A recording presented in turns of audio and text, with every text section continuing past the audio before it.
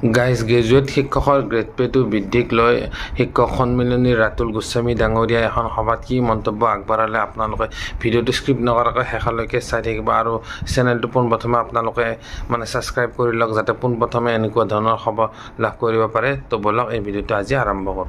2500 টকাৰ গ্ৰেড পেটো আমি কিয় পাইছিল?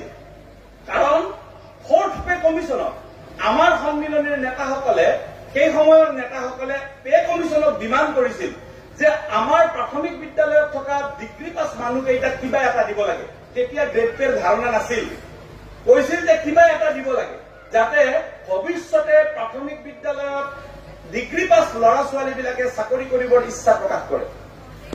ফ'ৰ্থ পে কমিশ্যনত আমি নাপালো। ফিফ্থ পে কমিশ্যনত আকৌ ডিমাণ্ড কৰা হ'ল। ফিফ্থ পে কমিশ্যনৰ পে কমিশ্যনাৰ ভাস্কৰ বৰুৱা ডাঙৰীয়াই নিদিলে, কিন্তু তেওঁ কি কৰিলে পে কমিশ্যনৰ ৰিপৰ্টত এটা নোট লিখি থৈ গ'ল, যাৰ বাবে ছিক্স পে কমিশ্যনত কৰা ডিমাণ্ডটোত আমি স্নাতক শিক্ষকসকলে কিবা এটা পাবলৈ সক্ষম হলো। কিন্তু কথাটো হ'ল এই যে ফ'ৰ্থ পে সময়ত আমি যে ডিমাণ্ড লেটাৰখন দিছিল, মেমৰেণ্ডামখন দিছিল, সেইখনৰ তলফালে যিকেইজন মানুহে স্বাক্ষৰ কৰিছিল সেই স্বাক্ষৰ কৰা মানুহজন কেইজন কিন্তু মেট্ৰিক পাছ আছিল। মেট্ৰিক পাছ কৰা মানুহকেইজনে ডিগ্ৰী পাছ কৰা মানুহকেইজনৰ কাৰণে পইচা বিচাৰি পে কমিশ্যনত আপিল কৰিছিল, যাৰ কাৰণে আমি আজি এই কথাখিনি পাবলৈ সক্ষম হৈছো।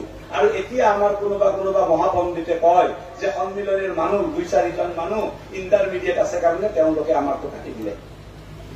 এই ভ্ৰান্ত কথাবোৰত কোনেও বিশ্বাস নকৰিব। আমি স্পষ্টভাৱে কৈছো ৰাজ্য চৰকাৰক আমি সন্মান কৰোৱাব লাগিব, তাৰ কাৰণে আমি সকলোৱে একত্ৰিত হৈ যুদ্ধ কৰিম। দিয়া হৈছিল 510 টকা।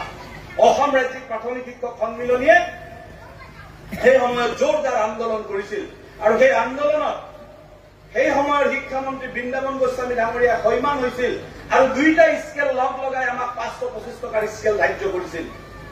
সেই সময়ত যদি 525 টকাৰ স্কেলটো আমি নাপালোহেঁতেন, আমি 1185 নাপালোহেঁতেন, 1185 নাপালে 3130 নাপালোহেঁতেন, 3130 নাপালে 5200 নাপালোহেঁতেন বা 14000 টকা নাপালোহেঁতেন। সেইবাবে আমি প্ৰতিজন প্ৰাথমিক বিদ্যালয়ৰ শিক্ষক আমি কৃতজ্ঞ হৈ থকাটো উচিত। অদূৰ ভৱিষ্যতলৈ যিমান এপইণ্টমেণ্ট হ'ব সকলোৱে সেই সময়ত কৰা সেই সুবিধাটো আমি ভোগ কৰিব পাৰিম। আমি স্নাতক শিক্ষকসকলে 8700 টকাৰ গ্ৰেড পে পালো। কিছুমান চকু চৰহাই লগ লাগি আমাৰ পৰা কাটি লৈ গ'ল। এটা বদনাম আছে সন্মিলনীয়ে কাটিছো বুলি, ইয়াতো নিশ্চয় আছে। সন্মিলনীয়ে আমি যুদ্ধ কৰিলো, কেছ কৰিলো, জিকিলো, কিবা হলো, কিন্তু চৰকাৰে এনালিষ্ট কমিটিৰ জৰিয়তে এইটো বন্ধ কৰি দিলে। আমি চৰকাৰক সন্মান দিয়াবলৈ চেষ্টা কৰিলো। চৰকাৰৰ সেই বিষয়াসকলে কয় যে আমাৰ পোষ্টবিলাক হল ইণ্টাৰমিডিয়েট পোষ্ট, গতিকে আমি পাব নোৱাৰো, গ্ৰেজুৱেট সকলৰ গ্ৰেড পেটো আমি পাব নোৱাৰো বুলি তেওঁলোকৰ যুক্তি।